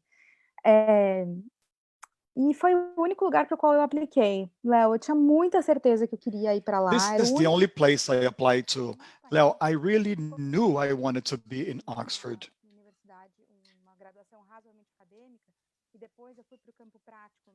Since I had an initial academic career and then I started working with human rights and public policies, it was very clear that I need a master's degree that could put me in that position in public policy. So I got to know the course and I wanted to go to Oxford. And I only applied to Oxford, and as Diogo said, I looked for help. A parte da confiança eu já tinha uma coisa em mim, uma coisa de, eu vou, vai dar certo, mas a gente fica nervosa, a gente fica But we ansiosa. do get nervous, we do get anxious, we have doubts at times. We did the math, and without this scholarship, it wouldn't have been possible, and I'll talk about that later. And it did work. Alegria e feliz de poder estar aqui para participar e compartilhar com quem está assistindo a gente também sobre esse processo. Share my story. The pains and joys of studying overseas, you have to program yourself to do that. Very nice. It's so nice to hear how you had that first contact with the university, because you had that interest in 2006, and then you went back trying to learn public policies and professional development. Very interesting, really. Bruno is from Niterói, also Rio de Janeiro. Correct. How are you? It's so nice to have you with us. Bruno, share with us how you went from Niterói to New York. It's an interesting story, let me tell you. Representantes de cada uma das universidades, meus colegas Juliana e Diogo. Fiquei pensando nesses últimos dias, né, como que eu poderia compartilhar um pouco a minha história, né, com os colegas aqui da audiência, né, e como inspirar de alguma forma. Então, acho que eu vou começar meio que conectando, né, a minha história com muitas das que, acredito, estão aqui nos ouvindo. Eu sou de uma família muito pobre, origem de uma família muito pobre, morei em torno de 11 anos, né, em diversos momentos da minha vida em uma favela. Estudei em escola pública do jardim de infância à universidade. Então, acho que dá para perceber que estudar numa universidade lá fora é algo praticamente impossível, né? Na verdade, sequer isso passava pela minha cabeça, porque eu sequer tinha contato com esse tipo de oportunidade. Meus pais também não estudaram, ninguém se formou em universidade e tal. Então, assim, para a gente, né, para mim especificamente, ter entrado em Colômbia é um feito assim enorme. Mas é possível, sabe? Eu acho que talvez essa seja a mensagem que eu gostaria de passar para os colegas aqui, para a nossa audiência. E assim como o Diogo mencionou, sabe, eu teria muita honra também em ajudar qualquer um aqui que queira, de alguma forma, o meu auxílio para conseguir entrar. Acho que esse talvez seja um dos meus grandes objetivos desde que eu voltei e consegui tornar esse sonho possível. Como eu falei, nunca imaginei fazer universidade, mas, enfim, uma das sessões do Global Center no Rio de Janeiro, eu já estava empregado já há algum tempo, já tinha uma vida um pouco melhor. Tive contato com a escola e vi que poderia ser, de fato, uma oportunidade para alavancar minha própria carreira. Então, assim, o meu processo foi muito difícil também, tive que arrumar documentação assim, correndo. Em alguns momentos eu cheguei a pensar em desistir do processo, porque de fato foi bem maçante. Mas assim, olhando agora, sabe, para trás, sabe, ver que tudo deu certo, né? E eu lembro até hoje, quando eu botei o pé na universidade, sabe, aquela biblioteca enorme em Colômbia, uma coisa maravilhosa, uma biblioteca gigante, com nomes de grandes filósofos, sabe, que de alguma forma me marcaram a vida e, enfim, me fez lembrar muitos professores que me ajudaram em toda essa estrada aí. Vale a pena. Definitivamente não é impossível, não é mesmo. É difícil, eu não vou enganar vocês, tem muita coisa para fazer e tal, mas não é impossível. Eu acho que a nossa sessão aqui tende a colaborar muito para que esse sonho também seja possível para outras pessoas. Então, assim, eu estou muito feliz mesmo de estar aqui compartilhando a minha história e dicas, e vamos em frente. Obrigado, Bruno. É uma felicidade poder te ouvir também. Obrigado pela disponibilidade aí para a nossa audiência. Eu vou voltar a um tema que a Ju trouxe, talvez, na fala dela anterior, que foi um pouco o processo de preparação, né? Acho que a gente sabe que tem muitas coisas que são exigidas pelas escolas, né? Às vezes, cartas de recomendação, essays, né? Prova de inglês. E uma questão que surge, assim, um pouco, puxa, quero começar, assim, né? Como é que eu me organizo? Tem alguma forma, algum método que você utilizou, Ju? Como é que você se planejou nesse processo para conseguir dar conta de tudo? Léo, essa é uma excelente pergunta, assim, e talvez algumas das pessoas que estejam nos assistindo se relacionem um pouco comigo, porque eu não sou uma pessoa extremamente metódica. Eu me organizo para as coisas acontecerem no prazo, mas eu não sou a pessoa que mandou o application depois da primeira semana que foi aberto. Então, isso significou para mim que eu também tive que lidar com alguns documentos, talvez com menos tranquilidade do que eu deveria, e assim, são processos muito longos, né? Os de tradução, às vezes tradução juramentada, obtenção de documentos, acho que isso é algo que as pessoas precisam olhar com carinho.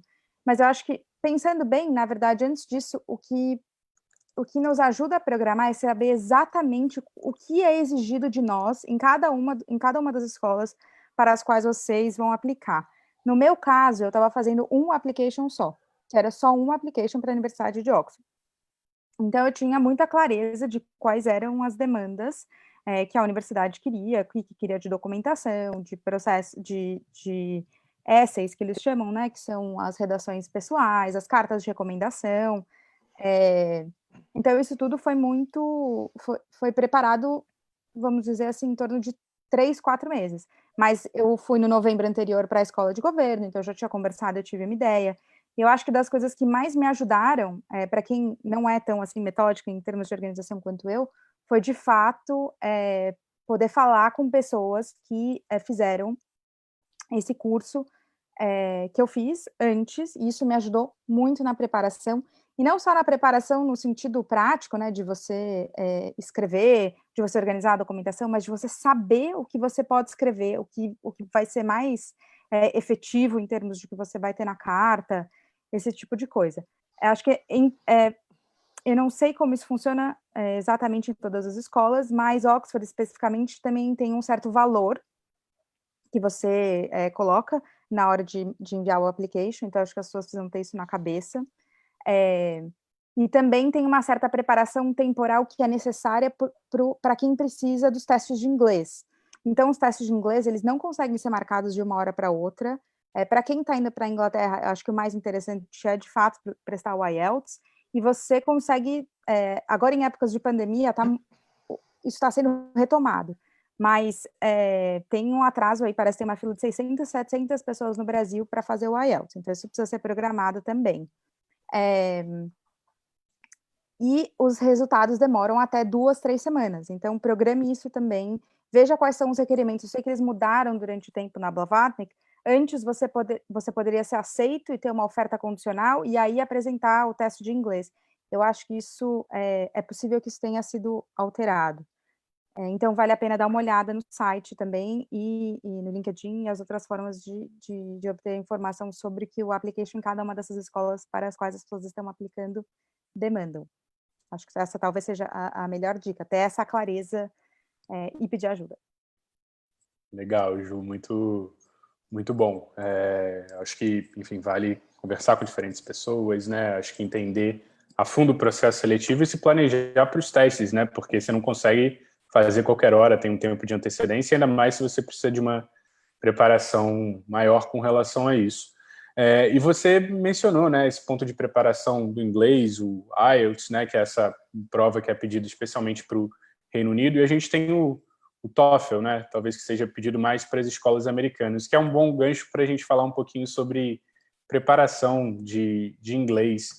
Eu queria perguntar, isso daí vai para o Bruno e o Diogo, assim, puxa, quais são as principais dicas assim que vocês compartilhariam para alguém que não fala inglês hoje, ou talvez fale inglês no nível básico, e tem interesse, né, tipo, em estudar fora, né, estudar em uma das escolas que vocês estudaram, mas talvez não tenha os recursos financeiros, né, para poder pagar um curso privado, assim. Qual seria a recomendação de vocês sobre como começar?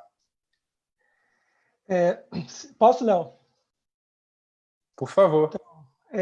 Acho que eu vou dar um pouco da minha experiência, né, e contar uma pequena história bem rapidinho, porque acho que, de certa forma, ajuda o pessoal a perder um pouco o medo. Primeiro, assim, acho que não ter medo de aplicar, né, e estudar e se engajar.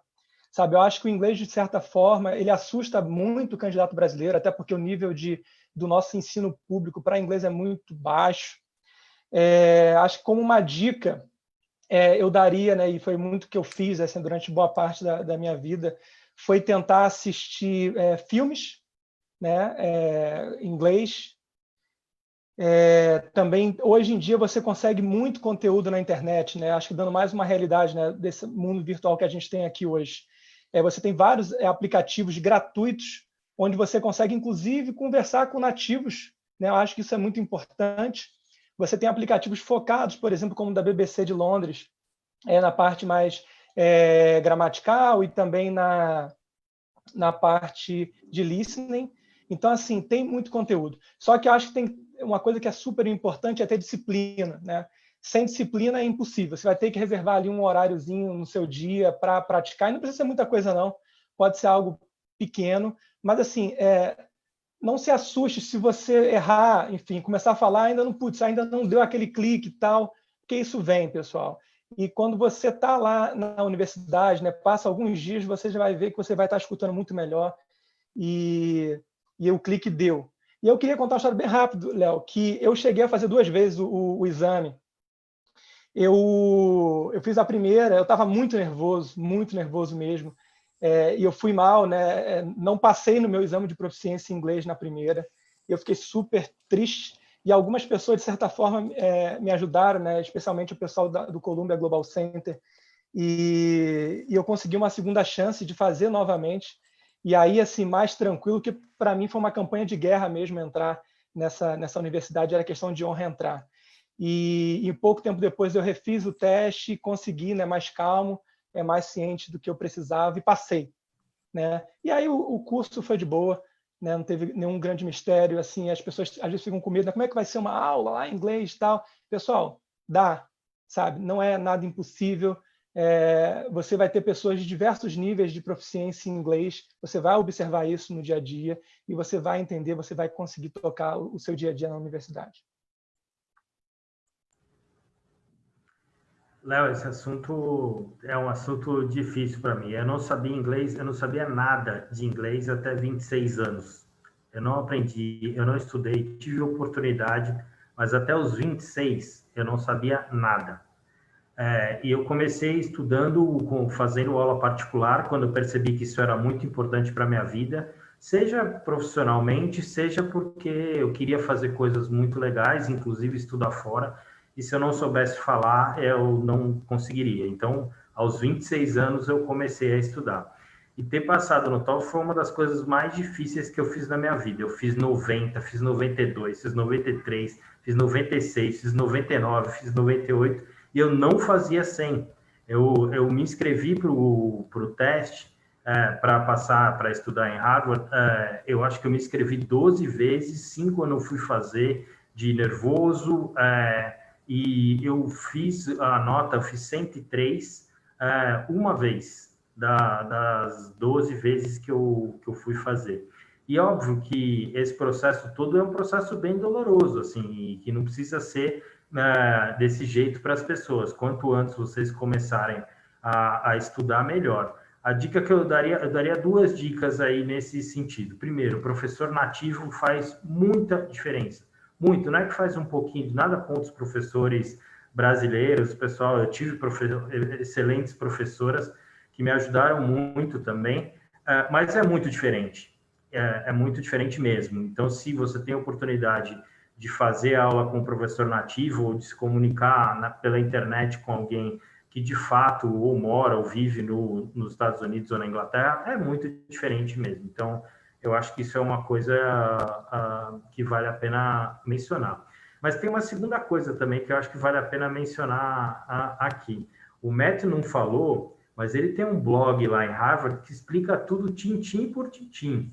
Ele tem um blog lá que, assim, ele explica detalhadamente o que você precisa fazer, seja para passar no inglês, né, nos requerimentos, quanto todos os outros requerimentos da aplicação. Então, um dos elementos também que tem a ver com o inglês e tem a ver com a aplicação como um todo, é ter muito ouvido aberto, porque às vezes você cansa de ler o site, ou fala assim, não vou participar mais de uma InfoSession porque eu estou cansado, não quero mais, eu não quero mais ler isso aqui. Mas tem vários instrumentos que explicam as coisas bem tintim por tintim. E está tudo em inglês, né? Então, tem que ler. Então, acho que é uma boa maneira também, o que eu recomendaria fortemente para quem quer estudar em Harvard, pegar o blog do Matt, ler inteirinho, ver se entendeu, tal, que já é um bom exercício de reading e, ao mesmo tempo, é uma boa forma de entender como as coisas funcionam. Léo, posso fazer só uma breve adição aí? Por favor. Eu, particularmente, eu já falava inglês fluentemente na hora de aplicar. Também tive problemas, eu não passei, já tinha passado num TOEFL anterior. Aí eu fui refazer, ele tinha acabado de vencer na época de aplicar, eu fui refazer, não passei e tive que fazer de novo também. E assim, eu sou uma pessoa que isso fala inglês fluente, etc. E acho que tem outra coisa muito curiosa, eu me preparei, antes de ir para o mestrado, eu fiz aulas de escrita, porque a escrita que a gente precisa fazer no mestrado é muito diferente, às vezes, do dia a dia da escrita, mesmo para quem trabalha com inglês constantemente. E tem uma outra questão, que é a própria chegada em si. A hora que eu cheguei lá, mesmo falando inglês fluente, eu senti muito a tal da síndrome do impostor, da impostora, no meu caso, e isso passa com o tempo. Acho que é importante falar para as pessoas também, isso passa com o tempo. Todo mundo sente isso, e quem não é nativo, quem não é ou nativa, a hora que chega lá, tem um monte de gente que já estudou, enfim, já tinha feito graduação antes, ou fala inglês como primeira língua, você se sente um pouco para trás, mas isso passa. Depois dos 3 primeiros meses, está todo mundo, né, você já pegou o ritmo, você já está se sentindo mais à vontade com falar com colegas, e você vai se adaptando ao ambiente.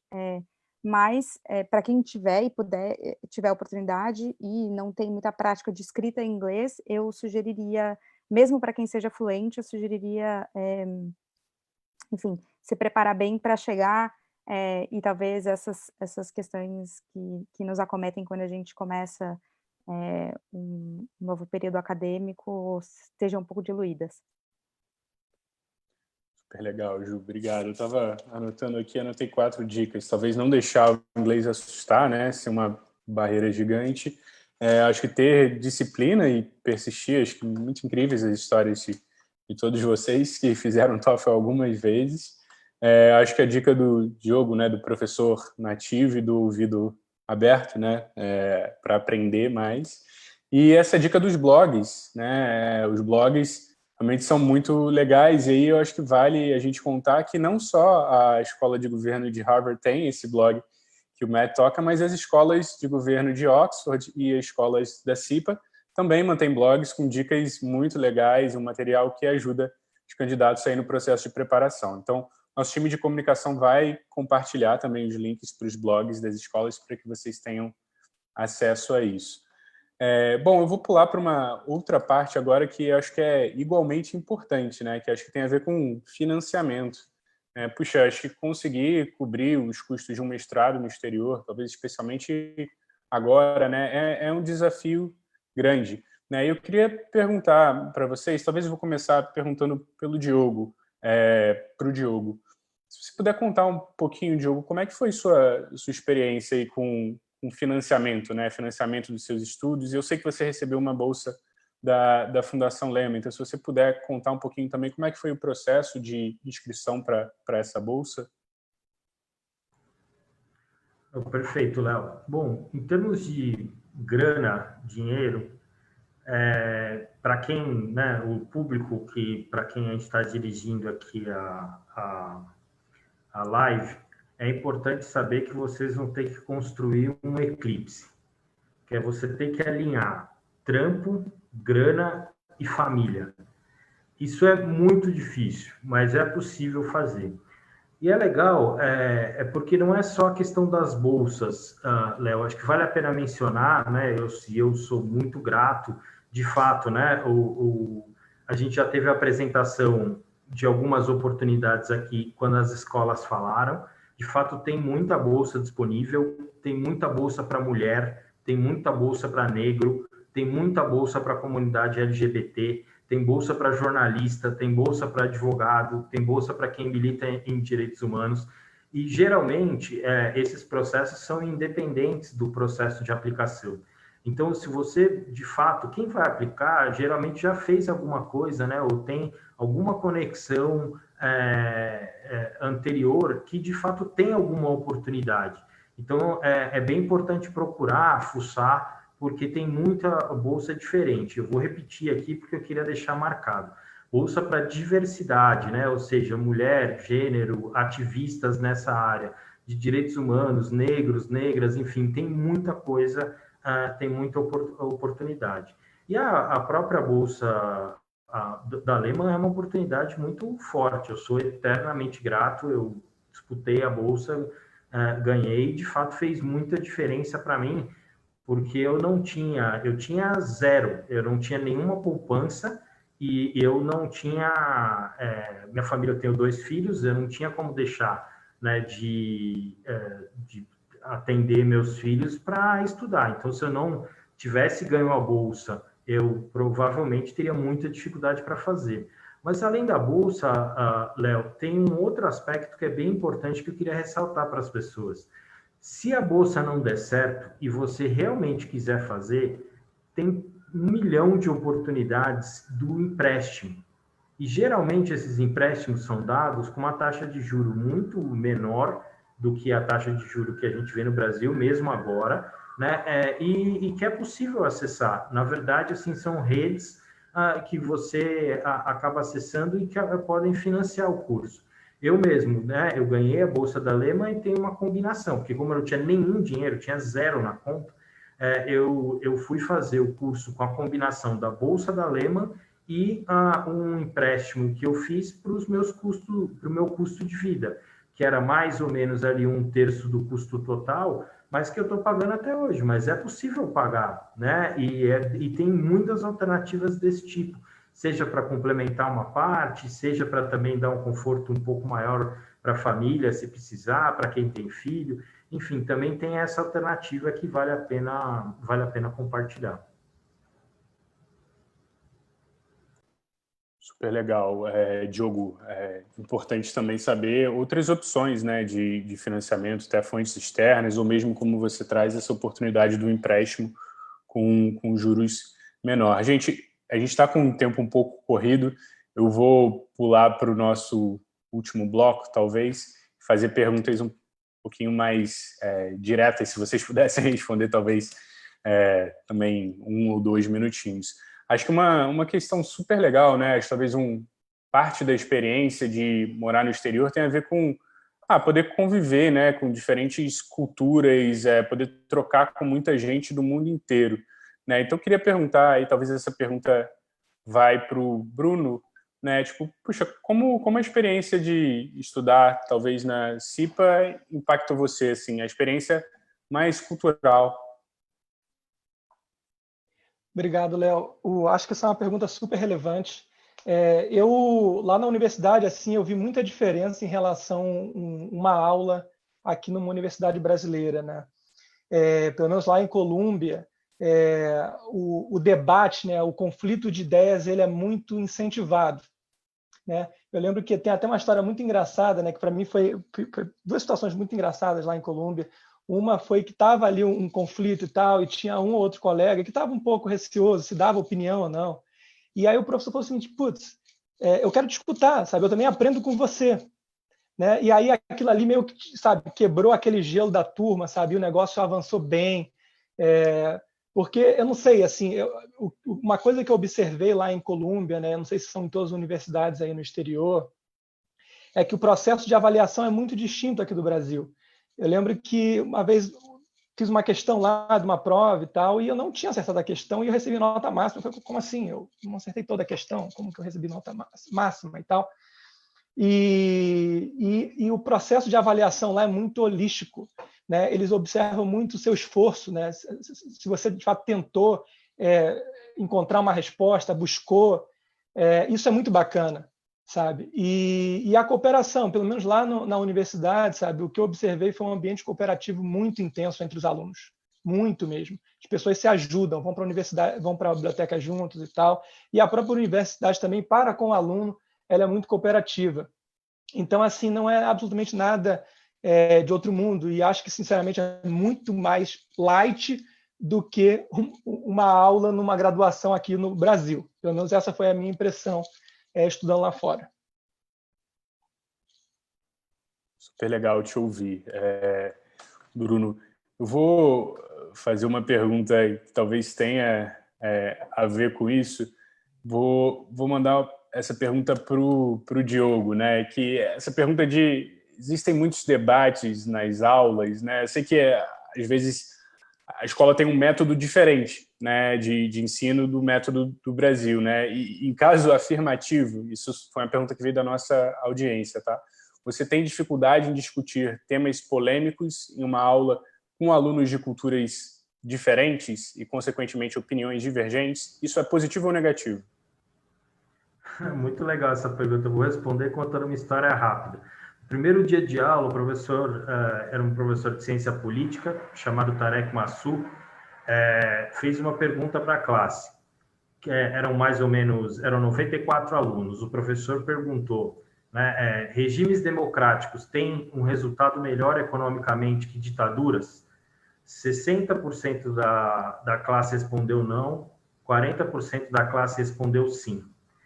E a partir dali, isso foi no primeiro dia de aula, e isso movimentou várias discussões que a turma inteira teve ao longo do curso. O tempo inteiro, eu acho que nas faculdades, pelo menos na experiência americana, que foi a que eu tive, você acaba sendo provocado a responder vários questionamentos e dialogar com os colegas e com os professores.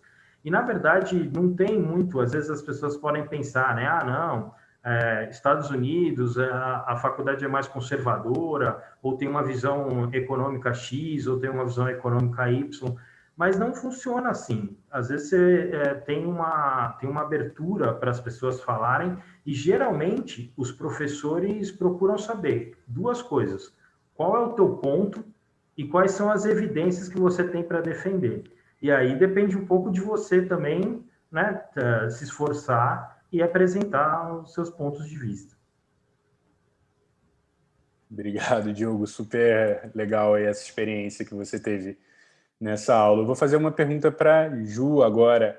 Ju, você tem uma trajetória também super inspiradora, e eu queria conectar os aprendizados que você teve na escola, né? Você falou que você sentiu um pouco a necessidade de aprender mais sobre políticas públicas com o impacto profissional, né, que isso teve. E aí a pergunta é, puxa, como o conhecimento que você aprendeu na escola te ajudou a impactar positivamente seu país, a sua comunidade? Léo, a Blavatnik tem um lema que eu nunca nem pensei direito como traduzir em português, mas é World Better, Led Better, Served Better, Governed. Então, essencialmente, é um mundo que ele seja melhor servido, né? Um mundo que seja melhor governado. Eu acho que tem algo muito interessante, muito incrível, que foi talvez seja a parte mais fundamental da minha experiência na Blavatnik, e ela se conecta também com a nossa pergunta anterior.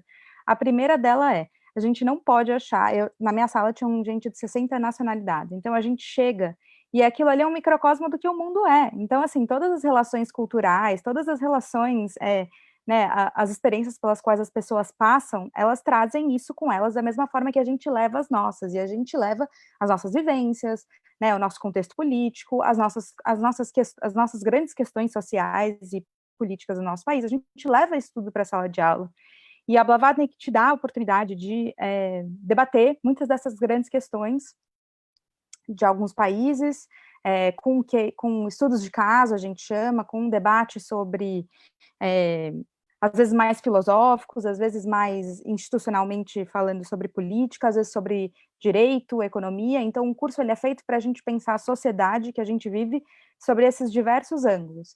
Eu acho que das coisas mais importantes para mim mesmo foi, obviamente, essa experiência, né, de estar, em especial, num contexto tão difícil politicamente no mundo todo, né, a gente talvez esteja esteja muito difícil para nós lidar com as coisas que estão acontecendo, seja nas eleições pelos países afora, seja nesses grandes burburinhos, nesses momentos quentes, assim, sociais que estão pelo mundo. Então, foi importante para mim poder dar alguns passos para trás, ouvir as pessoas, entender de onde esses conflitos vêm, de onde essas questões vêm, ter contato com essas outras opiniões que são, por vezes, similares ao que a gente acha, que a gente pensa sobre como as nossas sociedades estão sendo levadas ou não, e usar dessas ferramentas todas para pensar o que a gente pode fazer melhor. E tendo em mente, é óbvio, principalmente para quem continua no setor público, para quem continua nos governos, que é o meu caso, entender como a gente consegue fazer dessa nossa experiência diária de estar no setor público uma experiência diária de construir pontes, de construir diálogos, né, de achar soluções. A gente está no momento em que a gente precisa achar soluções, a gente precisa entender quais são as melhores soluções para as pessoas viverem melhor. E a gente só vai conseguir fazer isso com muito diálogo e com muita escuta, e eu acho que essa talvez seja um dos maiores presentes que esse ano na Escola de Governo da Universidade de Oxford me deu. Treinar muito isso, treinar muito essa escuta, mas também treinar o pensar coletivo sobre como resolver os problemas mais perenes que as nossas sociedades têm. Muito legal, Ju. Acho que é quase como uma mentalidade aí, né? Tipo, de trabalhar a escuta, construir pontes, né? E buscar soluções para os desafios complexos que a gente vive agora.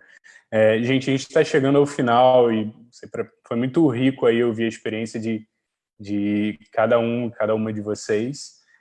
Eu tenho uma pergunta final, se vocês puderem falar rapidinho, consolidar tipo, todos os aprendizados, tudo de legal que vocês querem trazer para os candidatos e trazer em um tweet, assim, qual tweet vocês deixariam aí para a nossa audiência?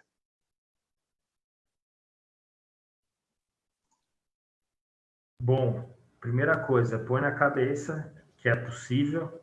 Segunda coisa, se organiza para fazer o que eu chamei de eclipse, né? Organizar trabalho, família e grana, que é super difícil, e conta com ajuda, procura ajuda, seja do blog, se você for construir mais individualmente, né? Seja das pessoas que estão perto. Eu acho que tanto a Fundação Estudar, a Lehman, né? Tem uma rede enorme de gente querendo ajudar, conta com a gente para tudo. Obrigado, Diogo. Super legal a mensagem. Acho que eu vou agora, né? Não sei se a Juliana quer. Vou começar. Desculpa, Juliana, vou lá aqui você um pouquinho. Eu queria compartilhar, na verdade, duas frases assim que eu enfim, descobri em momentos distintos da minha vida. Um foi quando eu estava no ensino médio, né? Uma professora, numa das conversas que eu estava tendo com ela, estava um pouco desanimada, ela falou que assim, eu queria que você gravasse isso, e isso gravou na minha mente, que é, mesmo que outros exibam ignorância, continue cultivando a sua inteligência. O que ela quis dizer para mim naquele momento? Que apesar do ambiente que você vive, você veio, sempre tem espaço para você melhorar um pouco, mesmo que bem pouquinho. Então, assim, continue cultivando isso, aos poucos você consegue. E a última foi, acho que muito durante o meu processo em Colômbia, que foi uma frase do Churchill que eu li, que era "If you are going through hell, keep going". Se você está passando pelo inferno, continue. Sabe? Não tem dificuldade que não seja superada e que não possa ser. Então, acho que eu queria deixar essa mensagem para o público aí, enfim, acreditar em si próprio e correr adiante, que vale a pena. Léo, eu vou usar do meu lugar de fala para mandar um recado especial para as mulheres jovens, para as mulheres não jovens que estão nos assistindo. Eu acho que a gente passa uma vida inteira se questionando se a gente consegue, se a gente pode, se a gente vai se dar bem, se a gente é boa o suficiente. E eu tenho conversado muito durante esses anos todos com várias mulheres que estão aplicando para a Blavatnik, e eu sempre digo para elas, mostra tudo que você tem para dar. Acho que essa é uma coisa que as pessoas querem ver, o seu potencial de liderança, e essas mulheres, muitas delas têm muitos potenciais de liderança, e elas não foram criadas para falar sobre isso. Mostra para quem está recebendo o seu application, o seu potencial de liderança, a sua vontade de mudar o mundo, e tudo que você já faz até hoje, que são as evidências que estão colocadas nisso. Então, eu vou usar desse lugar para mandar um recado para as mulheres que muitas vezes sofrem dessa síndrome da impostora. E como o Diogo e Bruno falaram antes também, contem comigo. Eu acho que eu já mandei meu e-mail aqui para o Léo, e-mail, LinkedIn. Eu tenho ajudado várias pessoas durante esses anos todos e tem sido um prazer enorme também ver que várias delas estão conseguindo alcançar esse sonho de fazer o seu mestrado em Oxford, como era o meu. Eu posso falar um também? Claro, por favor, Ana. Aproveitando, fiquei inspirado nesse gancho da Ju. Um beijo, Ju, saudade de você. E dizer, assim, bem curto, o hashtag vai que dá e vista a camisa, no sentido subjetivo de vestir mesmo antes de entrar e no objetivo também, funcionou para mim. Então, veste a camisa. Obrigado, pessoal. Acho que super inspiradoras as dicas, histórias. Então, eu queria agradecer muito aí a Richanda, Matt Urbano, nossos representantes de admissão. Agradecer a Ju, Diogo e Bruno, que trouxeram essas histórias incríveis, muita inspiração e também muito aprendizado, né? Espero que essas histórias ajudem mais gente a chegar nessas oportunidades. Então é isso, pessoal. A gente vai compartilhar os links para os blogs e também os e-mails dos representantes de admissão, caso vocês tenham interesse em entrar em contato, qualquer dúvida. E eu queria contar para vocês também que a gente vai ter uma outra sessão agora, na sequência, daqui a 5 minutinhos, que vai ser com as escolas de educação, né? Então, caso vocês tenham interesse, né, muitas vezes políticas públicas, governo tem a ver com educação também, a gente vai entrar ao ar em 5 minutinhos. Então, muito obrigado, espero que tenha sido legal para todos e para todas aí, gente. Um abraço. Obrigada, Valeu, gente. pessoal. Um abraço. Tchau.